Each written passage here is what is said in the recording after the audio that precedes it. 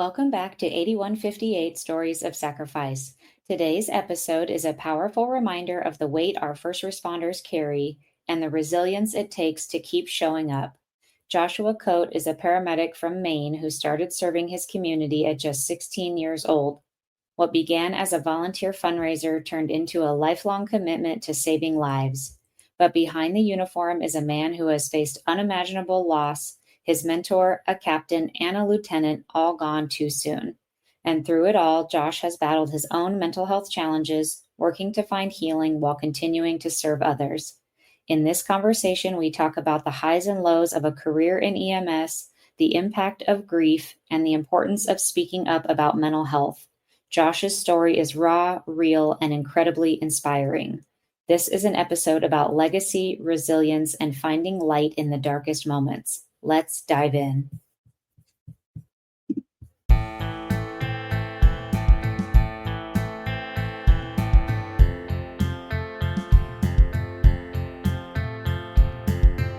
You're listening to 8158 Stories of Sacrifice, where we honor the bravery of the first responders and the families who stand behind them. Real people, real stories, real heroes.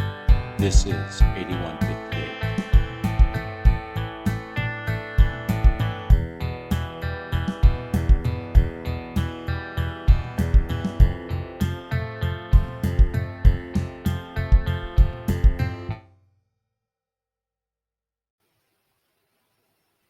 Welcome back, everybody, to another episode of 8158 Stories of Sacrifice.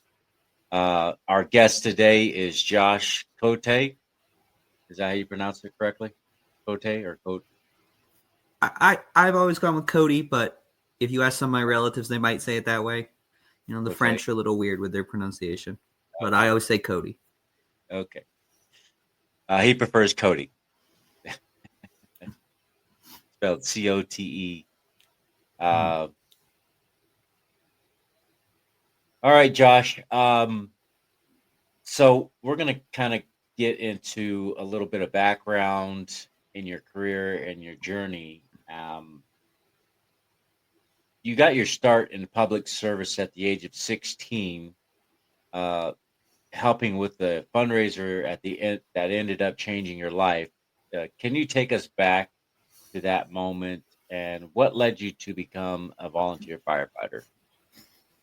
Well, I would say it was definitely,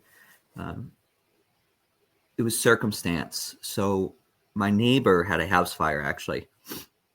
And my neighbor, they lived in an older farmhouse. And here in Maine, that kind of balloon frame, older farmhouse construction is pretty prevalent. And it was a very serious fire. Well, soon after, they had a local fundraiser for the family in town. And when I was there, one of the members of the fire department who knew my mother suggested that I help with the fundraiser. And then I didn't know it at the time, but he was kind of pushing me he wanted some young blood in the department. So he brought me a shirt for the department and said, hey, if you're going to help with the fundraiser, put this thing on. Right. So I started helping with the fundraiser, and I guess he liked my attitude and my get-go to help. And after the events of it, he pulled me aside and he said, hey, I know you're not really doing much with your life right now, and I think you should come work for us, come be a firefighter. You know, give us 3 months, and if you don't like it, then you can be done, but you got to give me 3 months. That was 2011, and my career in public safety never stopped. You know, that's pretty interesting, especially since you originally had dreams of being an actor. So what shifted for you that pulled you towards EMS?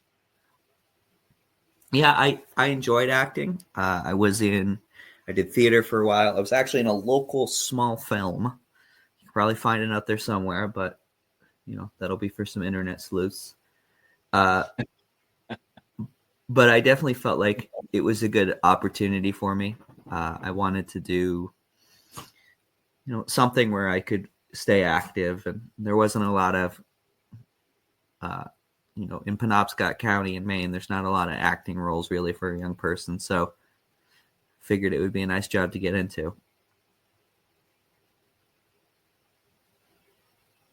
All right.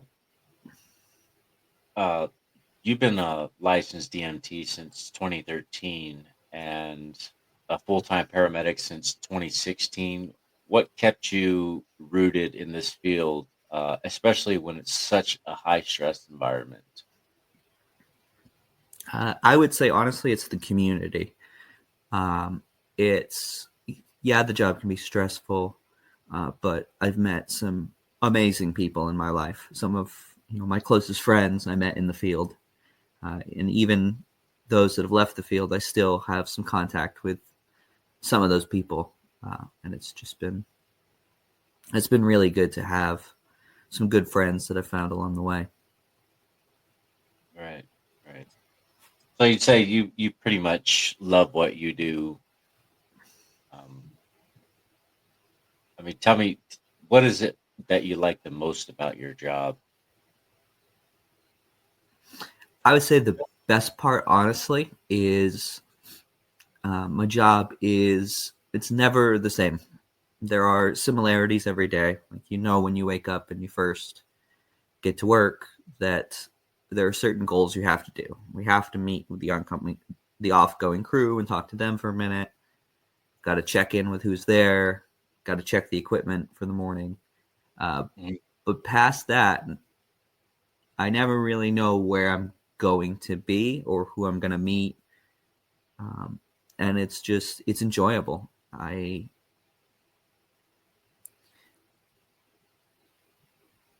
have a great opportunity in what I do to meet all kinds of people and help them in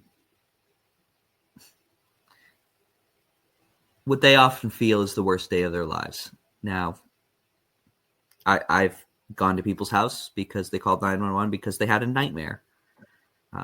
But to that person, at that time, it was, I mean, there's some other details to that, but at that time, it was one of the worst days of their lives. And I just enjoy it. I enjoy the speed of it. I enjoy the medicine, enjoy helping people. And, you're welcomed into a person's home, no matter where you go. Right. So you pretty much go places where a lot of people don't generally get to go on the worst day of their life. I imagine it's probably a good feeling to know that, you're there to help them through that process. It is. I enjoy what I do. I enjoy the medicine. I enjoy just meeting people in these ways. And I've got to see like different parts of society that other people haven't. It might seem silly, but like I know what the back of a grocery store looks like, and how many people don't. I know what the local city newspaper in the town I live in. I know what the factory equipment looks like in the back. I can tell you. I can drive down across 2 counties, and driving down the road, I can look at a house and I can tell you, oh, I remember I went there, and it was back in this year, and they had really nice carpets in there, and the people there were very nice. Or, hey, I remember that house, and they weren't so nice, but it was an interesting experience I had there. So, Right. So you also had some big accomplishments early on, like winning a national award for CPR and first aid through Skills USA. How did those experiences shape your confidence and passion for your line of work? it was an excellent start. So, for those who don't know, Skills USA is an organization that works with young people in the trades. And as part of that, they hold a competition at the state level and the national level in a whole bunch of different trades and fields. So they have things for heavy machinery mechanics. They have things for firefighting. They have things for medical terminology. And then, of course, they have CPR and first aid. And I was lucky that in high school, we had an option to partner with a vocational school. So I went to UTC in Bangor, Maine. I got to jump on a school bus and be bused from my high school in Herman to the first half of the day I was in class learning how to be an EMT. And as part of that, our class and several other programs got entered into first aid CPR. And I got a lot of practice. Because of that, I did go on to win state level and national, a gold medal in those competitions. But I will say that when it came time to actually do CPR and to do urgent first aid, I was confident that I had the skills to do it. Right. This was back in high school, right? Yes, I was 2017, so I would have been it would have been 2013, so I would have been about 17 at the time. Wow, 17 years old. That's pretty awesome. How did that make you feel? I mean, being able to be a part of this experience. It was. I honestly had a mix of emotions, so I felt very proud. I was very glad to be part of it, and really glad to, glad to be able to do the competition I did. But the school I went to had a very high success record in that competition. They were very serious about doing that program. And because of that, I felt like,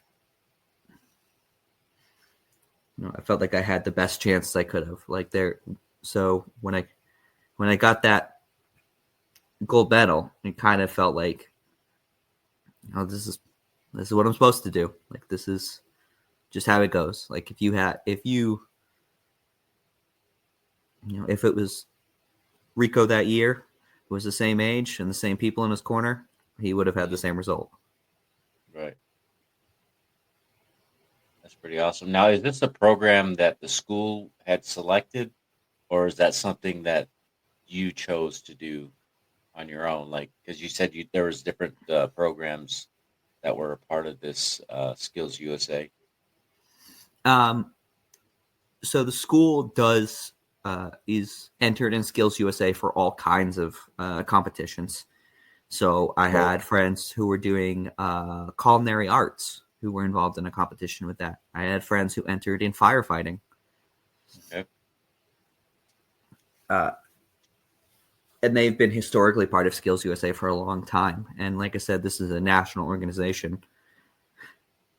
So when I got to go to the national competition in Kansas City, Missouri, they had a huge place rented out, and there were people from every trade. And I got to talk to a lot of people in the trades and kind of learn some things that were very interesting. Right. So that was something that you kind of chose for yourself to do because of your passion for wanting to help people? I would say definitely. And it helped that I had good people around me who were kind of pushing me in the right direction. They said, hey, you should do this. You should get involved in this. Yeah. That's pretty awesome. I mean, 17 years old, being able to win a medal in such a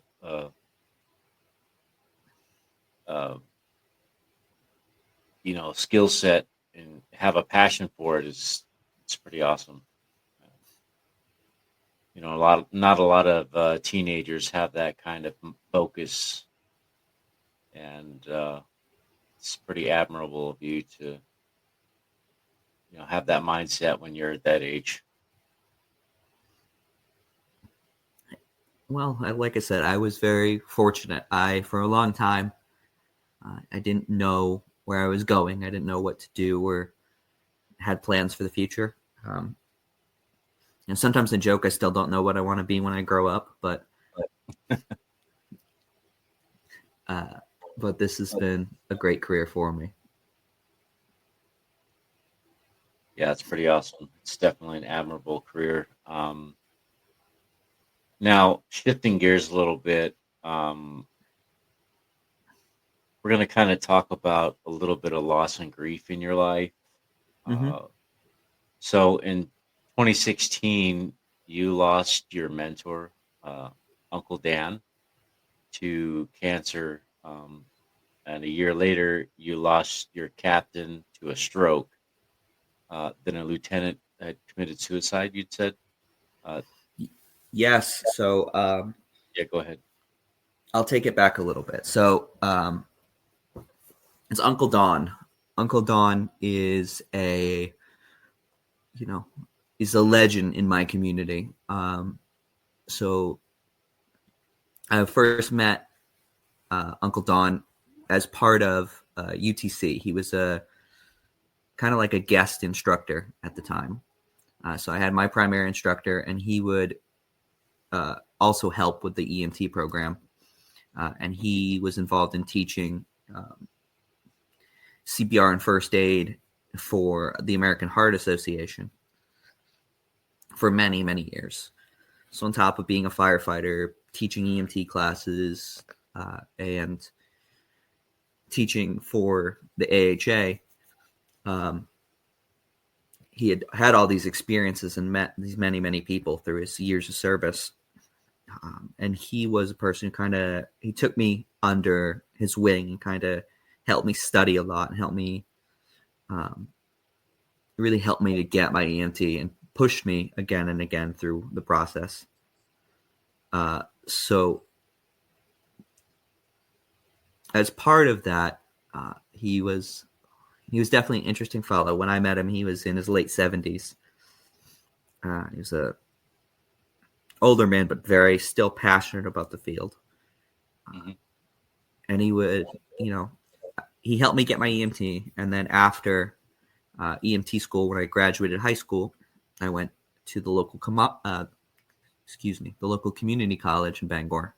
So I went to Eastern Maine Community College, and that's where I started my degree in emergency medical services. And during that time, we stayed in close contact, and he was helping me with really everything, and we had a really close friendship.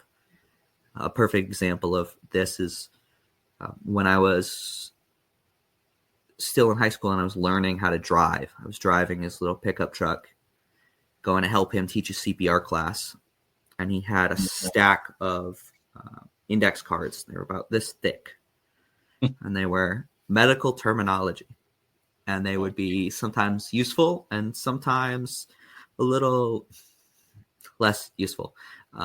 So it could be like, all right, you have a D-cylinder oxygen tank. How much oxygen is in that tank? Well, it's 375 mLs. And okay, what's the pressure of that tank? Well, a full tank is 2000 psi. Cool. Next card. What is kumonopanophobia? What? I think it's kumonopanophobia. It's been many years since I've read those cards. It's the fear of buttons. Like, Uncle Don, what does that have to do with EMS? He says, well, if you're afraid of buttons, how are you going to assist someone in unbuttoning their shirt to do an EKG? Oh, okay, sure. And to talk more about my mentor, I just felt like I was in the presence of someone great, like, all the time. There isn't a place I could go with that man that we'd meet someone who knew him. It'd be in the local in Lowe's, looking for a piece of wood to help him finish his deck. and somebody would come running up that worked there. Uncle Don, I haven't seen you since 1989. You taught my CPR class, and you introduced me to my wife. Oh my God, and Sharon's so good. How are you, Uncle Don? And then we'd leave there, and he'd say, oh, I got to stop, and we should get lunch at the restaurant here. I sit down at the restaurant, and the waiter comes up, and, oh my goodness, Uncle Don, it's so good to see you. Welcome back. Oh, this guy, we were part of the telephone club together, and he's been in my life for this long, and he's such a nice guy. I'm so glad to see you're with him.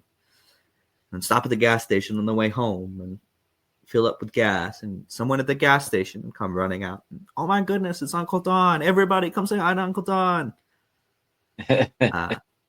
So just, like I said, like a legend in the community. So many people do him. And there are still people I come across today where I ask them, I'm like, oh, who was your instructor? And they'll say, oh, I had a class with Don Wade in 1990. Like, oh, I know. Yeah, I know Uncle Don. So getting back to your original question, now that I've kind of set that up. So Don had been, when I met him, he had already had cancer once. He had small intestine cancer. He had about a foot of his small intestine removed. And I think that kind of, after that had happened to him, he had a new zeal on life. He was very excited and motivated to continue with his work and really do what he could. Yeah. And then in 2016, when I was in paramedic school, Don, one day, he asked me to come over to his house, and that wouldn't be odd that I'd go over and help him with an internet problem, or I'd go over and we'd make up supplies for his next first aid class or whatever. And he sat me down and he told me that he had terminal cancer, and that was that was going to be a process for him. He had decided that it was past the point of treatment, and this is how his life was going to be. And unfortunately, I was involved in a small role in his care team during the end of his life when he was on hospice. Yeah. So I kind of lived that time of trying to be in a very busy time in paramedic school and get my certificate. And also like recognizing that this person who'd been so instrumental in my life was dying slowly. And it was a rough time. Imagine that could be hard on you, especially being somebody so close, somebody you respect and admired. Yeah, it definitely was. And Don was he was a selfless person in many ways. Now, if he might have not agreed with it, but I remember we're having a conversation, and he's bedridden at this point. He's lost a ton of weight. He's receiving medications, to keep him comfortable as his end is coming nearer. And I'm sitting on the couch next to his hospital bed, and he looks up at me and he goes, "Why are you here? Why are you being grumpy?" I'm here because I'm supposed to be, because you're in hospice. He says, "Well, why aren't you studying? You have paramedic school to pass." It's like, Uncle Don, we're just taking a moment together. I promise you I'm going to study. And we had that conversation probably half a dozen times, to where it was like he made me promise that I would not fail that program. Like I was going to be a paramedic. And unfortunately, he passed before the end of the program, so he never got to see me complete it. But I kept my promise, and it definitely was hard. I got a little bit behind on where I should have been with my clinicals and everything, because I was, I was taking time to try to be with him when I could. Yeah. but I crunched it and I got it done. And, that was 2016, and I still hold the paramedic license to this day. I'm sure that Uncle Don would be very proud of you for what you've done and that you succeeded in that aspect. Um, my hat's off to that man for becoming a pillar of that community, and he inspired many, obviously, especially you. Absolutely. And and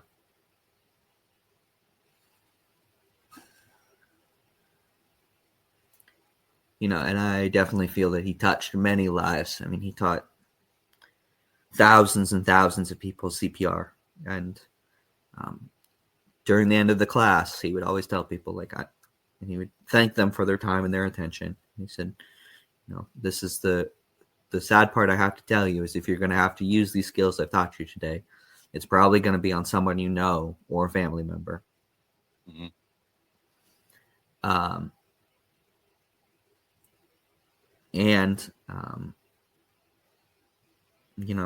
He statistically wasn't wrong. I was an instructor for a short time with the AHA, and I've also kind of just helped people with their CPR that are in the field now. And several people I've shown CPR to have had to use it on their family members. Yeah. So it definitely was instrumental in touching many lives, and I'm sure saving more than a couple. Right. Now, a year later, you lost your captain, right, to a stroke. Is that correct? It was actually 2 years later. I got my dates mixed up when we talked earlier, so it's 2 years later. 2 years later, okay.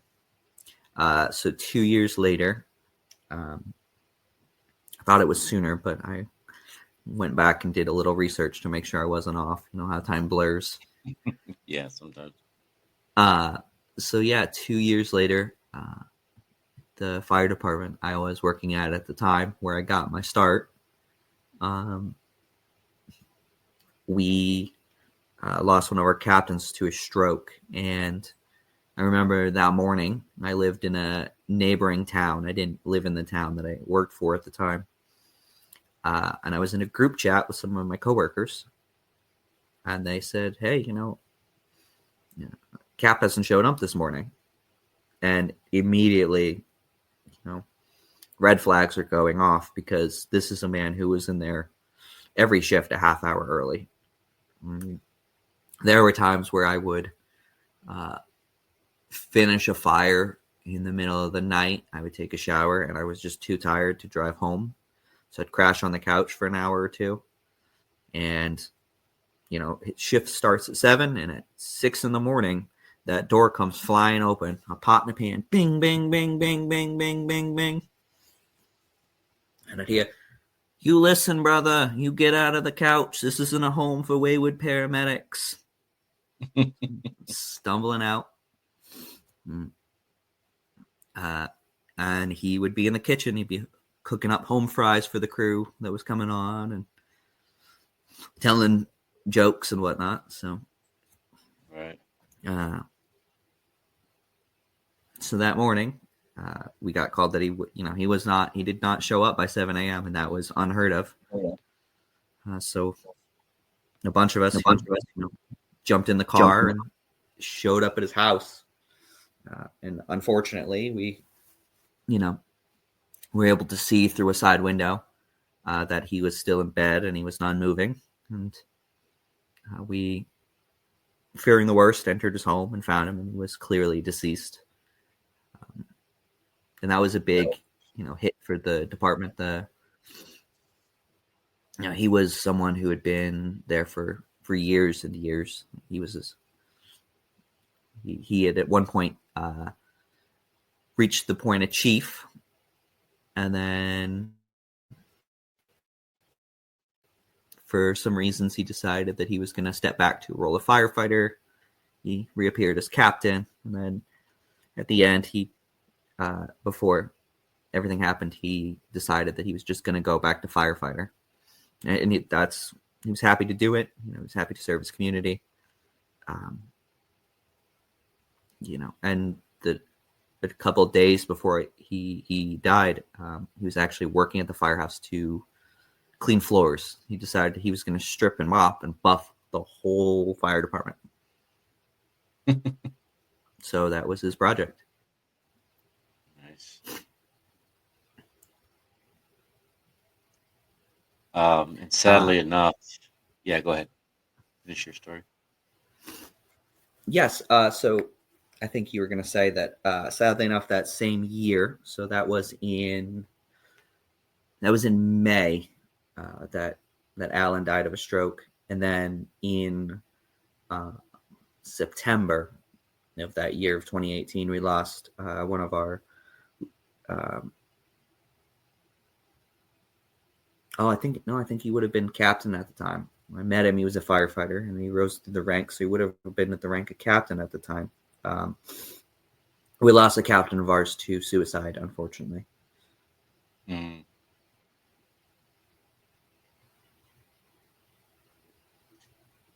Any known cause, or was he just, did he just have so much trauma that he decided he wasn't going to do it anymore? Had anybody noticed any changes in his behavior or anything like that?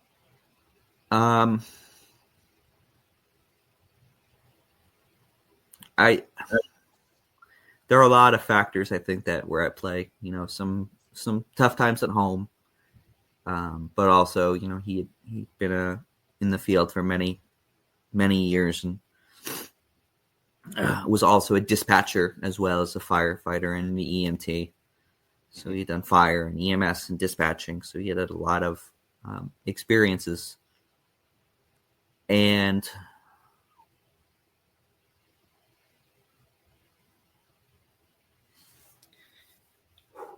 I don't think a lot of people knew, but I'm going to take a quick drink, because when I tell this story, this is probably the hard story. It's okay. So I saw Isaac. The day before he died, and when I saw him, I knew he was dealing with some health issues. He had kidney stones, and I didn't know there were some other personal things going on at the time that I would find out later. But there was a local event, something we call Touch a Truck. So a bunch of local fire departments and EMS services, they bring their vehicles to one central department for the day and bring out the kids in the neighborhood and show them the woos and the yeah-yeahs. Look at all the pretty lights and all the cool toys we get to play with. And someday you can grow up, or you can come be a fireman too. Try to get kids, excited. And I was there for a different agency at the time I worked for. We brought an ambulance, and I saw Isaac from a distance at first. So I decided, I'll go talk to Isaac. So I walk over, and when I see him, he looked not at me, but he looked through me, like I wasn't there. Mm-hmm. And I remember immediately these alarms started going off in my head. Like something was deeply wrong. So Isaac was a very personable individual. Like every time I'd see him, no matter what the time of day, where we were at and what we were doing, he would take a second, he'd come up to me and say, "How's it going, brother?" Big old handshake, and a person who would light up the room. So when I approached him, he stuck his hand out, said, "How's it going, brother?" Shake his hand. He really lacked that normal energy he had. I just asked him, I said, what's going on, man? What's troubling your heart, brother? And he told me that, I got these kidney stones and I'm sleeping, and I'm not sleeping, but it is what it is, and I could see that there was something else there. And I think he was going to maybe tell me something, but we're there, and this group of kids comes around the corner, and they see the biggest fire truck that we have there that Isaac's in front of, and they come up and they want to see the fire truck. So Isaac goes right back into being a character. He lights up. I mean, all right, kids, come on. My name's Captain Greenlaw, and if you grow up one day, you can be a firefighter too. Come play on the truck, and showing the kids the stuff and the equipment. And I tried to get a second to talk to him again, but I it's just not how it worked. And I don't know what it was in that moment, but there was a voice almost inside my head, and it told me, this is the last time you're going to see Isaac. And I was kind of taken aback by it, and I was like, man, that's no. Like, that's not something that's, you're in your head. Like, you're, just say bye to him. Tell him you'll see him Monday, and you'll see him Monday. Yeah. So before I left him, I kind of went up to him real quick and I was like, hey, good to see you. I got to head out because we're going to get back to our coverage area, but I'll see you Monday. And he kind of waves at me, and we part ways. And the next day, he went completely off grid. He had written a suicide note. He'd posted it on social media, and then I don't know if he turned off his phone or he ran it out of battery purposefully, but went missing. And I think it was the day after that we found out. Some of us were involved in kind of trying to locate him, and I have some friends who actually were part of the party that, that did recovery. But unfortunately, the next time that I saw Isaac was when he was in a casket. I saw him at his funeral.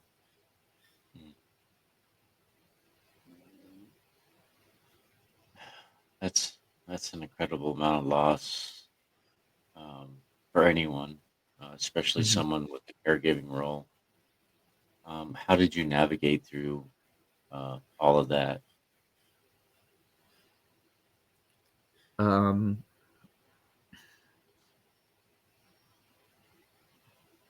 It took me a while, I think.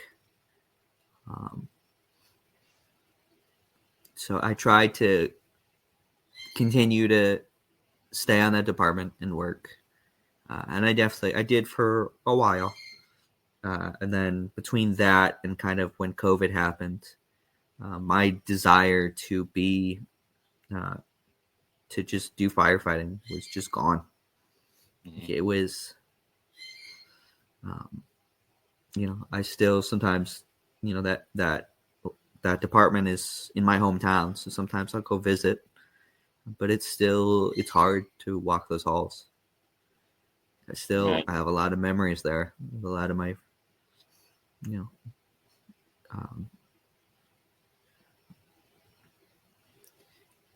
but I had a career. Like, I had to do. Still got to make money. Still got to show up. There's still people still be calling 911. And someone's got to answer the calls. So I kept showing up. And of course, the other part that's important is I went to therapy. Okay. I was very lucky that I had been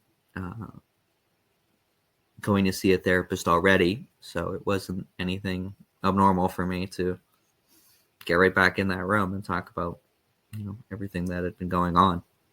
Right.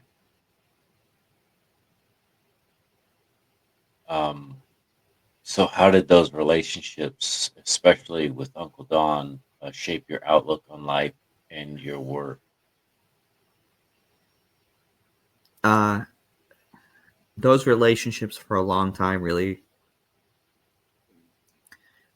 They there was some positive and some negative, I would say. So the positive, of course, was, you know, these people were, a lot of them were very positive people. Like, they had a desire to serve their community.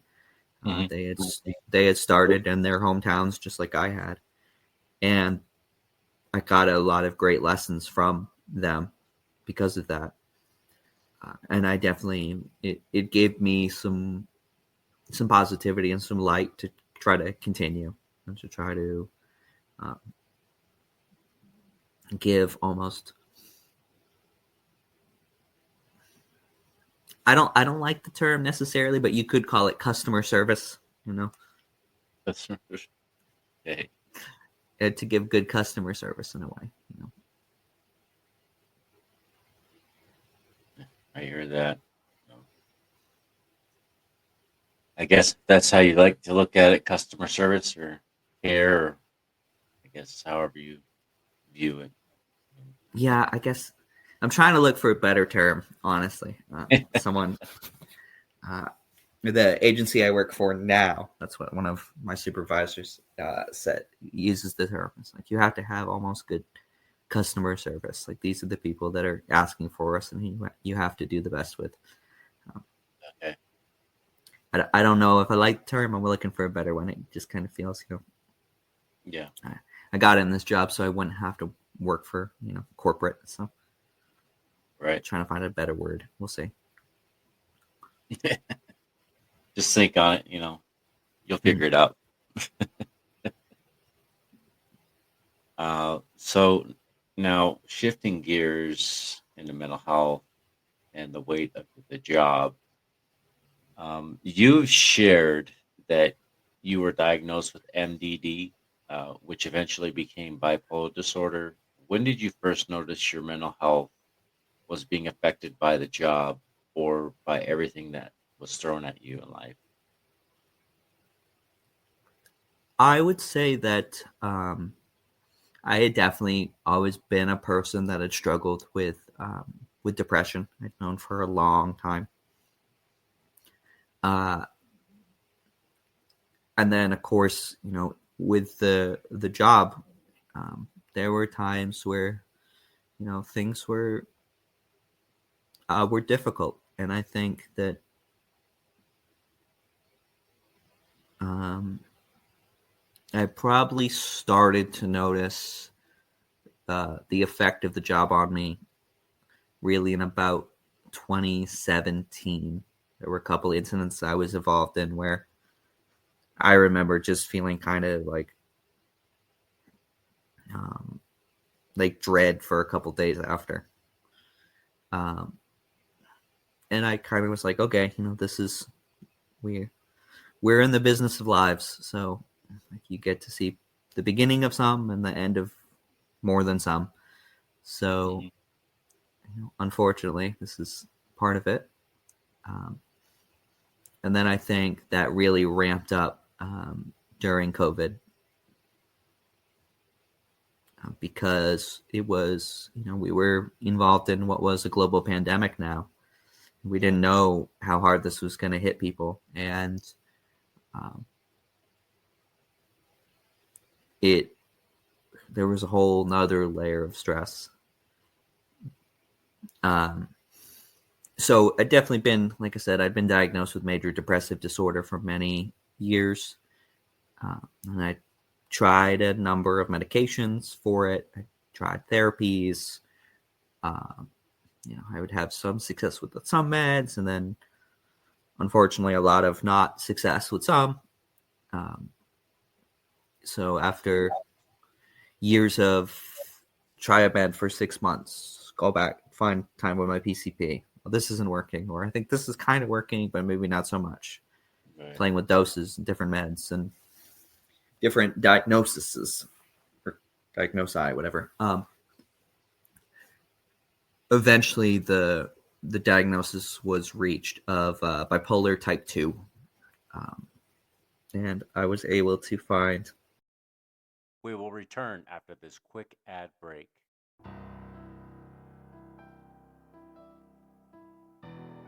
The William H. Bill Butler Jr. Foundation is on a mission to honor first responders and support those who serve. We provide scholarships for families who have lost a hero in the line of duty, offer second chances to juvenile offenders who are working to rebuild their future, and help new recruits pursuing careers as first responders.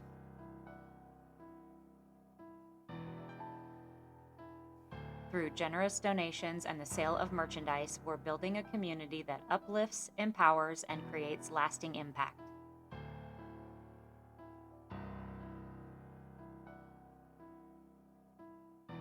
You can be a part of this mission as well. Visit 8158podcast.com to donate or shop today.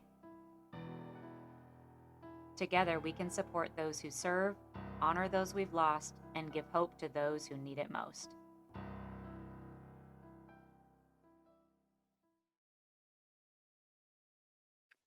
Behind every badge is a story, and behind every story is a sacrifice. This is the 8158 podcast, where we honor the lives and legacies of first responders and their families. If our mission speaks to your heart, if these stories move you like they move us, join us on Patreon. For just $5 a month, you'll get ad-free listening, exclusive merchandise, behind-the-scenes content, and video episodes only available to our patrons. This isn't just a podcast, it's a movement, and you can be a part of it. Support us at patreon.com/8158podcast. Let's continue to share the stories that deserve to be heard. A mood stabilizer, and that has been probably the most successful medication that's worked well. That's been the latest and probably the best, I'd say.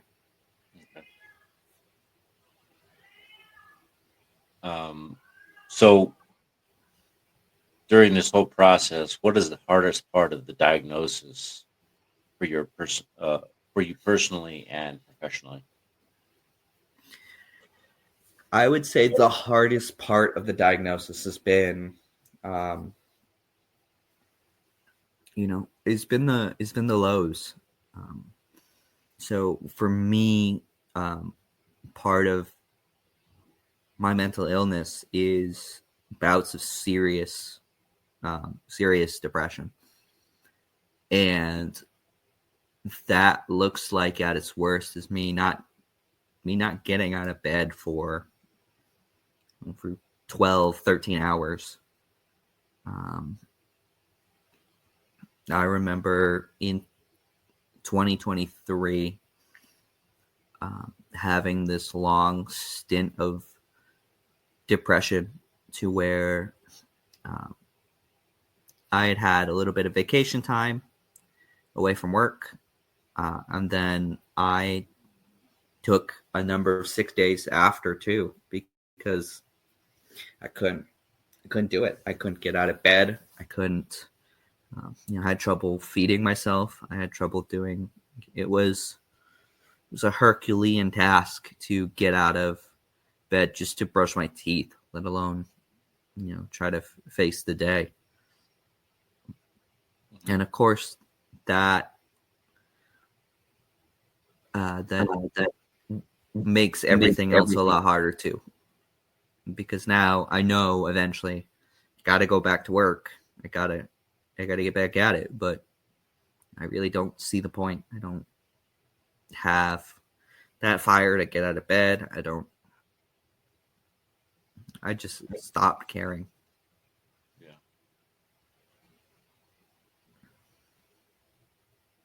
Yeah. Do you feel like mental health is getting talked about enough in EMS? I would say, unfortunately, no. We are moving towards the right direction. Absolutely. There's the existence of this podcast is enough to show that. Right. But that being said, I don't think it's there quite where it should be. Of course, I know an area department who just recently, they had their second suicide in 2 years amongst their members. And that might be low for some places, but for this area, it's not nearly as common to see. So it's definitely a problem, and I've been having a lot of conversations lately with people I know in the field about these things, and there are still some people in the field that hold on to a stigma that that we're professionals who shouldn't discuss these things, or that there's some it's more, this might be a stereotype, but it's more in the older generation of our field who will say, I have been doing this job for 126 years and I never need therapy. I don't know why you kids nowadays are so sensitive. Yeah. Which, I mean, if you have healthy coping mechanisms, and you can go to the job and do your best and go home, and you don't feel the need that you need to talk to a therapist, that's fine. There are some people that they're able to do that. But also, there are plenty of us who we take a little piece of home with what we see and what we are involved in. And there's nothing wrong with talking to a therapist. They're professionals, and there's a reason that their job exists. And even with that, I definitely am sympathetic to others who are struggling with that, because it seems like there are not enough people in the mental health care field as is, and then especially those who are able to connect with first responders. Mm-hmm. Right. Now, was it you that we were talking to about you had concerns with another individual who you felt might have the same similar situation where they weren't able to do the job at that moment because they were going through some mental issues? Yes, we did talk about that. So, excuse me, I've got a story here. A little story about that. So I knew someone else who I remember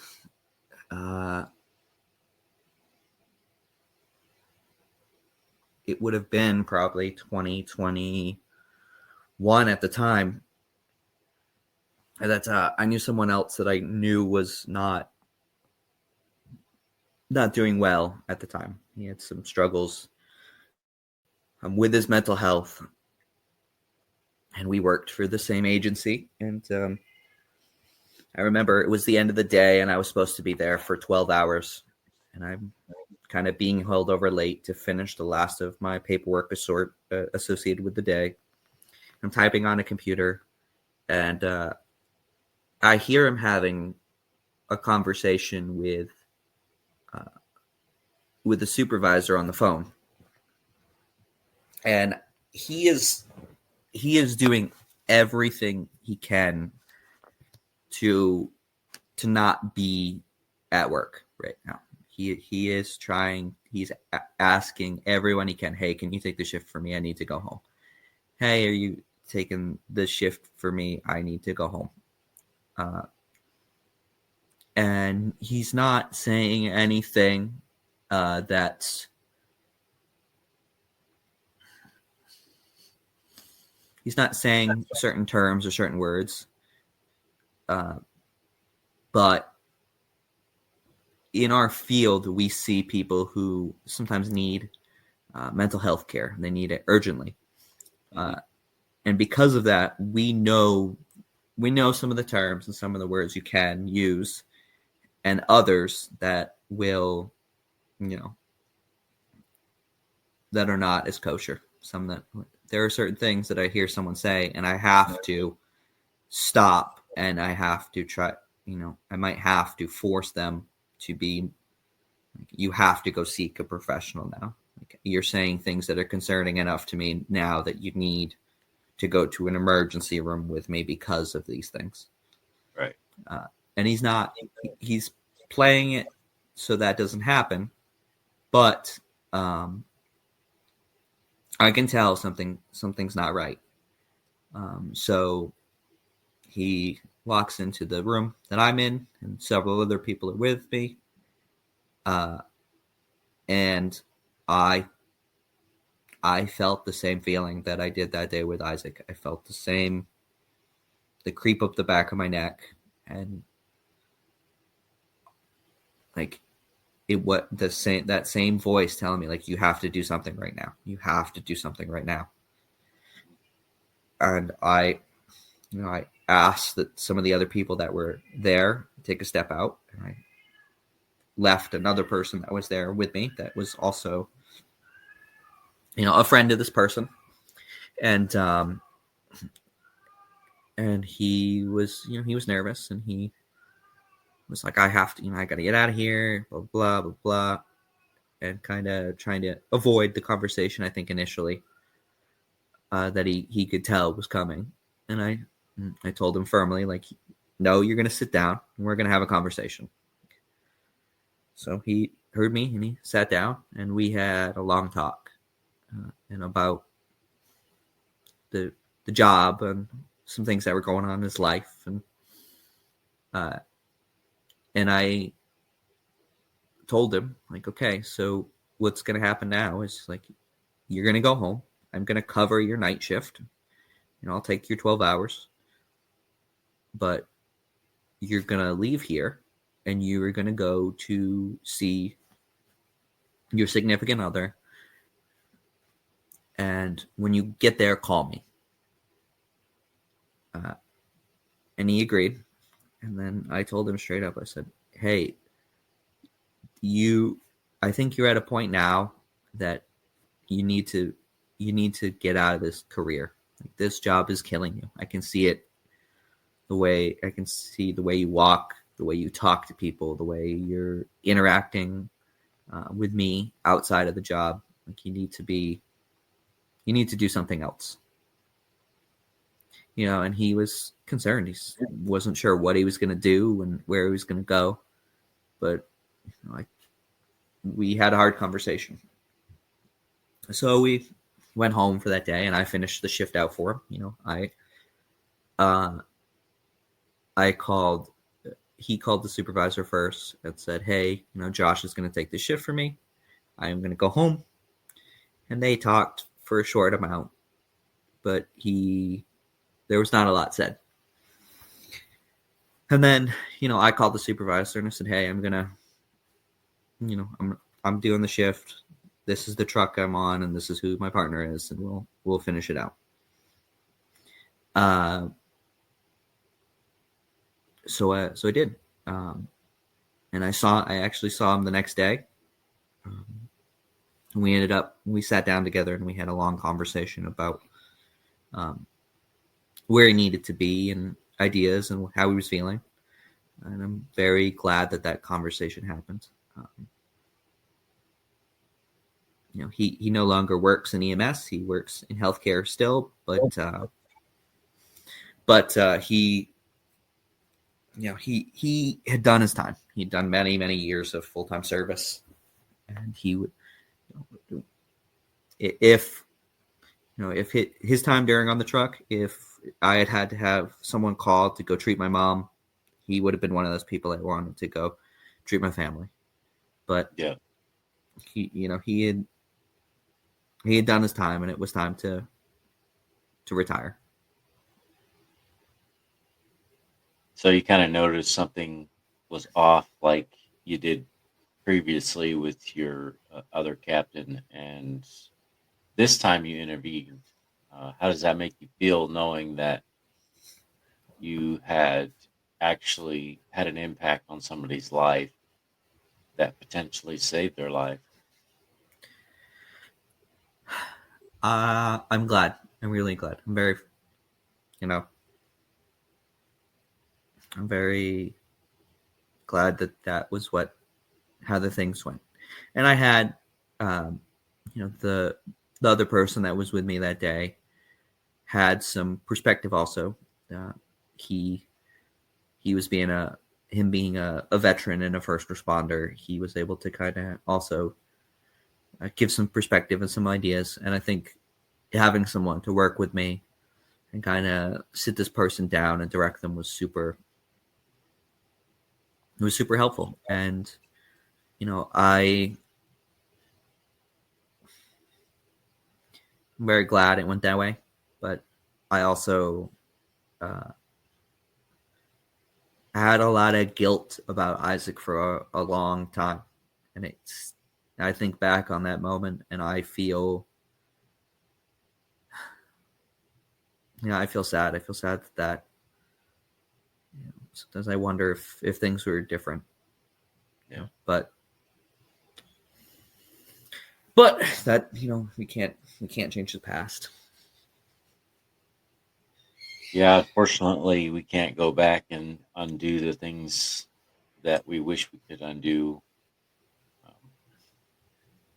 We can just learn from them and move forward, and hopefully, with what we learned, we can use that to our advantage.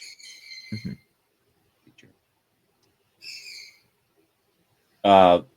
So moving on to our next topic, we talked about mentorship and moving forward. You'd mentioned wanting to be a mentor and even creating a training class around uh, retention. Mm-hmm. What kind of support do you wish you had earlier on your career, and how are you hoping to provide that for others? I definitely feel that I did have I've had an interesting dichotomy. I've had some very, very good mentors, some excellent teachers, and I've had some people who have fallen very short of that role too. And that's not all on their part, just because you can be a good paramedic does not mean that you can necessarily teach the next generation. I am hoping that I can help some of the next up and comers and kind of help them in the same ways I was helped. Just kind of give them a little bit of guidance and kind of a point in the right direction. There's definitely some programs that already do that. There are field training officer programs that agencies use, and those are great. And I hope that I can be involved in doing something like that. That exists right now in the agency that I am in, but it's still early. It's still early in the process, and it's growing into something I think that should be good. Right. It's pretty awesome. Mm-hmm. So when you think about yourself and your future or your legacy, what do you want people to remember you for, both on and off the job?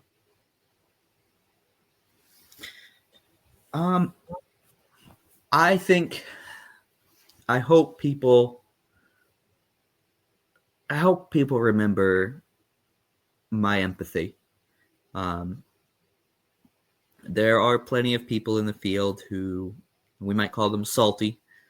They are grumpy, and they, every time that tone goes off, they're, come on, man, again.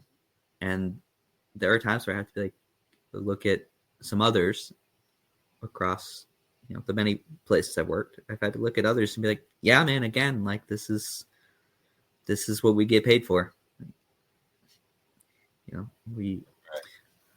There's a small black box that sits in the front of your truck, and there's a voice that lives inside that box, and that box tells you where to go and what for, and you answer the box and you do the thing. And like this career I'm involved in is something special. There's no one gets to do the things I do, meet the people I meet, and be involved in the ways I have been. I am very fortunate to have met some of the most outstanding people ever through the field. And not everyone, but most of the people I meet are actually pretty happy to see me. I recently read an article, and we have it posted at the agency I work for. And it was saying that in a survey, they found that more Americans have a greater trust for paramedics than they do their own physicians, their primary healthcare doctors. Now, that's a lot of truth. That's a lot of there's some truth to that. I've seen some people who are disillusioned with the medical system, and I can understand that. I've been there, but to have that general trust from the community is definitely a gift. Yeah. And like I said, most of the places I go, I am welcomed, very, very openly. And then there is, I think Redbeard talked about this on his episode, but one of the things that's probably the greatest compliment I've ever received is I've gone to someone's house and they look up and they see me and they say, "Oh, thank goodness it's you." Right. That's the best compliment you could get. It's like, I am sick. I am desperate. I don't know who else to call, but I got this 3-digit number that when I call, someone always shows up. And I'm so fortunate to see you. That's got to make you feel good to know that your service is definitely appreciated and loved. Oh, and absolutely. And, like I said, not everyone's happy to see me. There are some people who call me names, and every once in a while I swear that Bruce Buffer announced the fight, but no one told me. But but that is far and few between. That's pretty good. But that is far and few between. Most people I meet are happy to see me, who they want the care, and they didn't know who else to call, so they called me. Awesome. So now looking back, if you could sit yourself down at 16, what would you tell yourself before getting into this career?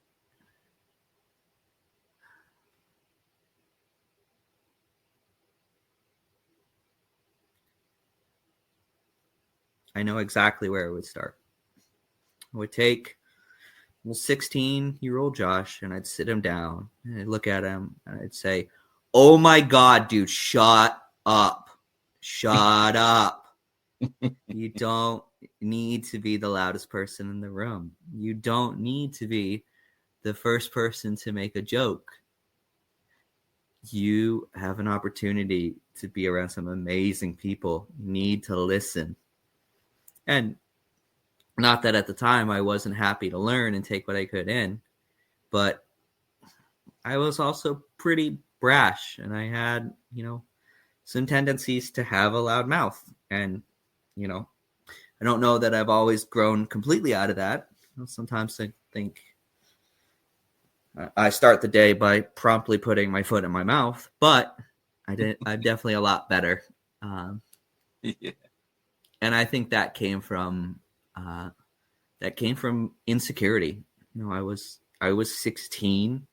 I wanted to be an actor. I never foresaw myself being, a firefighter and being eventually a paramedic. Um, so I was trying to like compensate for the fact that like there were a lot of times where I was terrified. Like, I don't know how I'm gonna do this. I'm like that, even, and not necessarily even with the incidences I was involved in, but even some of the trainings. I'm like, at the time I'm 126 pounds, and that's, I'm gonna have to carry all of this gear and wear this big air pack on my back, and I'm afraid of heights, and I have to climb to a 30-foot roof and clean a chimney. How am I going to do that? But I did it. Managed to make it through. Yeah, absolutely. And I would say that like not everyone can be a first responder, but I'm in the lower percentage here, but I think a lot more people can than they think they can. At least for a short time. When you have a little bit of know-how and a desire to do it, you'll get it done. You'll be able to do what is necessary to at least get through that experience. Right. So now, what gives you hope on your hardest days, in the heavy shifts, and in the quiet moments?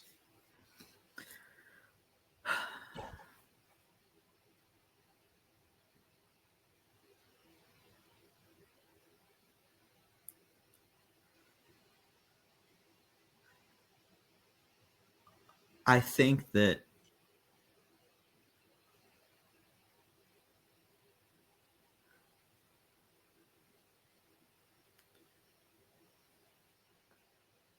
what gives me hope is that I still find joy in what I do. Is that I still find empathy after these years. So I've been in public safety now for 14 years. I've had my EMT in 2013. So that's 12 in the EMS sector as well. And I'm still empathetic, and I still enjoy what I do. Just last week, I met a patient who, was sick and who we thought was having a diabetic issue. And after some assessment and EKG, we found out, well, yes, you're having a diabetic issue, but the main problem is you're having a heart attack, and you've been having a heart attack for a little while. Wow. Yeah, so the symptoms we normally think about with heart attacks, the crushing chest pain, and it radiates into the jaw and the arm, those are studies that are done on older, predominantly white men. When you start to change the factors a little bit, the symptoms can be different. So the symptoms are different if you have diabetes. The symptoms, not completely different, but it's slightly different. I remember one day I had this woman who, she told me her biggest complaint is, I just feel awful. Something is deeply wrong, and I don't know what, but I'm afraid. Like, I think I'm going to die today, and I can't tell you why. And I talked to her a bit. I said, do you have anxiety?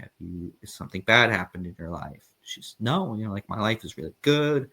I have great children. I love my husband. Things are excellent. I have nothing to be worried about, but like, something's deeply unwell with my health. I said, okay, is there anything else that could bother you? She says, well, I guess I have a bit of a stomach ache. It's like, okay. And we took an EKG, and sure enough, she was having a massive heart attack. Oh my gosh.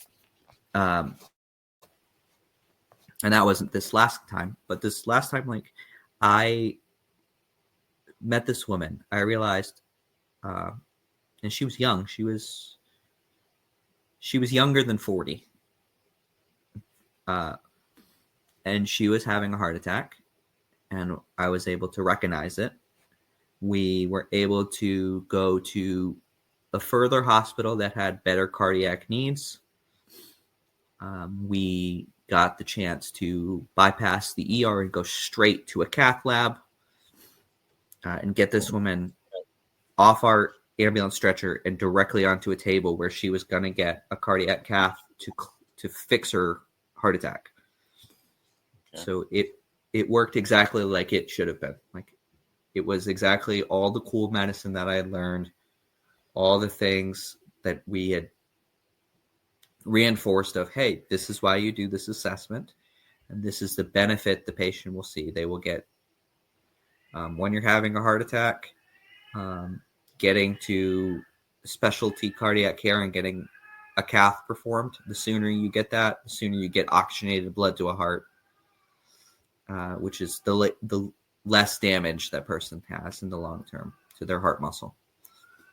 And we did that, and I still felt that, like, that feeling of accomplishment, of excitement. Like, that was good medicine. That was someone who was sick, who needed my help, who I got to see benefit from my interventions, who I got to see the choices I made were going to help this person in the long run.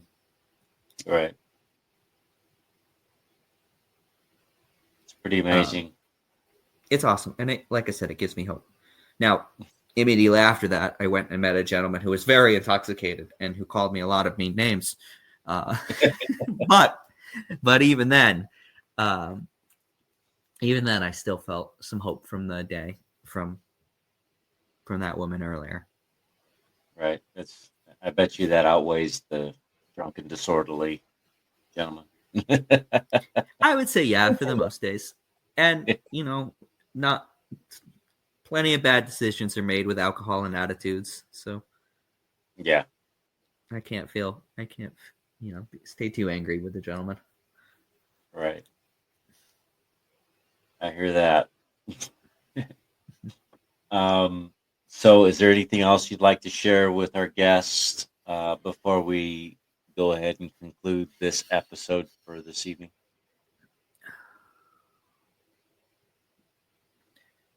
I would say that the last thing I'd like to say is, first and foremost, that it's okay to not be okay. You are not the only person who is dealing with depression, who is dealing with addiction, who is dealing with suicidal ideations.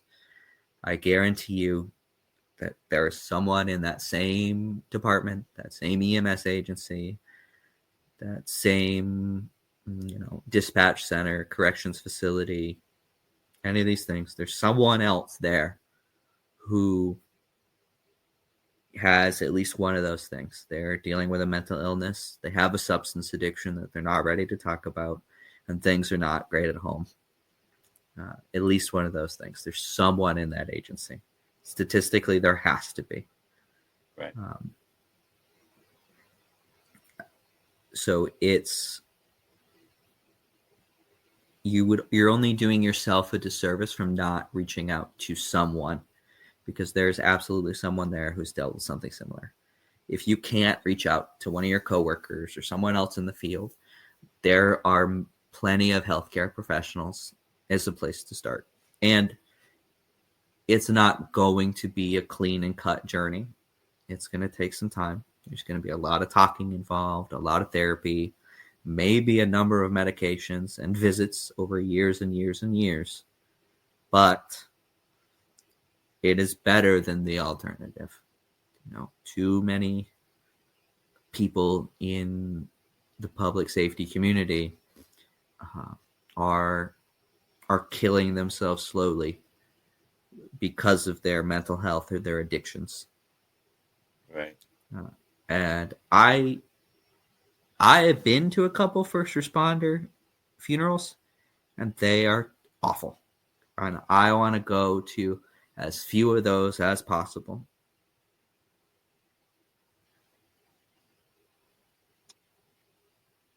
Yeah, I would totally agree with you on that one. Mm-hmm.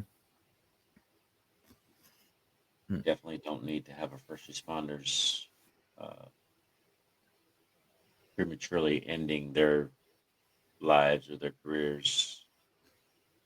Uh, I feel like there's more that needs to be done, more work to be done.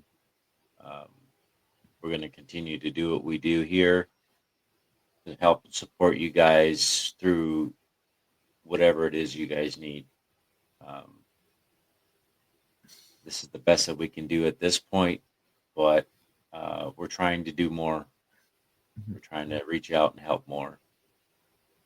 So um, I really appreciate you being on here, and definitely appreciate the courage it takes to come on and tell your story.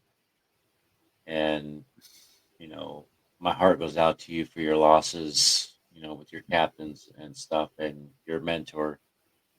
And it's got to be tough, but you know, I admire your courage and your strength because you did not let that take you and suck you into that, uh, that state of depression to where it would have affected you in a way that it affected your other captain. Yeah, I would say that is not just my doing, though.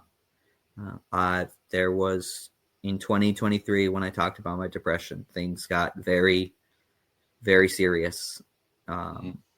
I was in a very dark place. And I was very fortunate that um, that I got taken aside by actually my supervisor saw me and took me aside one day, in the middle of the shift, just said, step off the truck, come sit down with me. And we talked, and she told me, like, you're not yourself. Like, we see you and we see that something is wrong, and it's starting to affect you on the day to day while you're here. Um, and we know you're capable of better. Um, and we want to help you. And they gave me some time and good conversation. And it took me out. It didn't completely take me out of where I was, but it took me out of probably my darkest time of, like, I remember sitting in that room with her, uh, and thinking, like, oh my goodness, like, what am I doing? Like, what is going on with me? Something is deeply, deeply wrong. And I knew it was happening, but it was the first time in a while where I've been like, no, I need to fix this. I need a path forward to get out of this. I can't keep living like this, man. Right. So, um, not only, um, not only should you reach out if you're having problems, but if you see someone else that is, you should try to intervene as soon as possible. And it doesn't have to be much. It can just be a simple conversation. Right. And Exactly. I've definitely seen the, where those two things how they can help, and what maybe What maybe not not intervening can look intervening can like. look like. Right. Now, Now, I don't know that. Take me back to that day in 2018. I don't know that anything I could have said or done would have changed how the next couple days ended up, but I think I would have felt better, uh, even having lost my friend, if that conversation was had. yeah.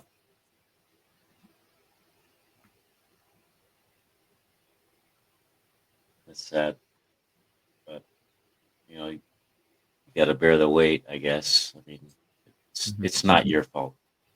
You didn't cause that, but I can tell that still bothers you and you bear the weight of the guilt because you felt like you should have done something or at Yes. least said something. And I will say that I guarantee you, Isaac was a very well known person. Like, he had been in the field for a long time. He was involved with a lot of organizations that help the field. Many people know him. I looked at the post where he had put up his note just the other day. I revisited it, and there are over 500 comments. There's something like 650 comments on that post, and almost all of them are from the day, and they're just people. They're just people trying to reach out the best they can. So, Isaac had plenty of people that would have done whatever they could for him. I know he didn't feel like it at the time, but there were plenty of people there. And I know I'm not the only person who feels guilt about that day. Yeah. I can imagine. Mm-hmm.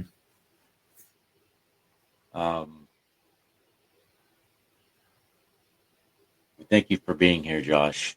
We definitely appreciate you being on here. It's definitely been an honor, and hopefully we can get you back on in the future to talk about your future and see where you are with your mentorship and to, see how that's progressed. Mm-hmm. That would be pretty awesome to hear, hear some good side of things and see where you are. Yeah, absolutely. And I would like to consider myself a much more positive person. Like, I've got some good stories too and some fun stuff to talk about. But I think these stories I've talked about today are the important ones. And I'm very grateful for the platform and the opportunity and your time to do this. I know you work a full-time job already, and then, are doing what is a full-time job in itself for your project, and just out of the passion that you have for it. So thank you so much. You're very welcome. I can't, from my side of things, I'm not a first responder, but, I want to give back for all the things that you guys do for us. You may not be in our state, but, even still, you're not helping me, you're helping somebody else. Mm-hmm. So this is for everybody. Yeah. Thank you for being on. We appreciate your time. Hope we can get you back on again in the future. For now, have a wonderful day. Take it easy. Do whatever you do. I don't know if it's nice out in your area. It's kind of rainy and muggy out over here. So, Mm-hmm. But again, we appreciate you being on, Josh, and have a wonderful day, buddy. You as well. See ya. See you. Bye.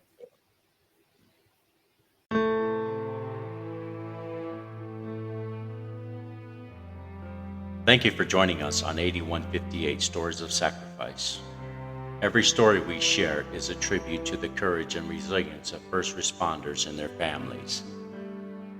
If this episode impacted, encouraged, or inspired you, please subscribe, leave a review, and share with someone who supports first responders. Follow us on all social media platforms at 8158 Podcast for updates. 8158 Stories of Sacrifice is a team effort. Rico brings the stories to life through casting, writing, original music, and editing. Brianne Shipley as production manager, handling booking, social media, graphics, promotion, marketing, website management, and logo design.